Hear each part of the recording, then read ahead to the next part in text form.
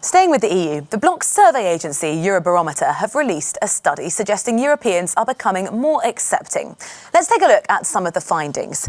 First up, how do Europeans feel about having a female head of state? Well, nearly 90% of Europeans would be happy with a female at the helm. And this marker here, this green mark, shows the change from the last time they did this survey. So that's a 7% increase on 4 years ago.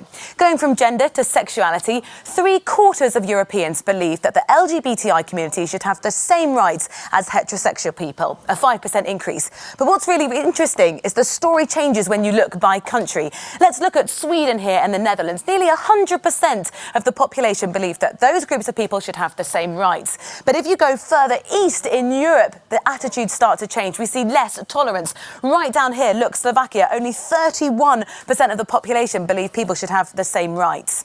Moving from the LGBTI community to religion, these statistics show how comfortable people are working with people of different faiths in their workplace. You can see Christianity here. Nearly 90% of Europeans happy to work with someone who's a Christian, more comfortable, you could say.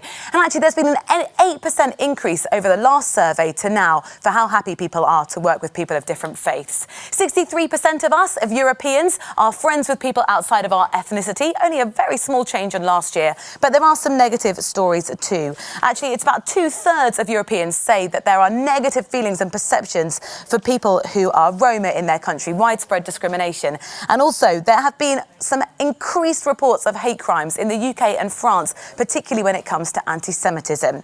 The conclusion of the survey, though, as a whole, is that the European Union is becoming a more accepting place.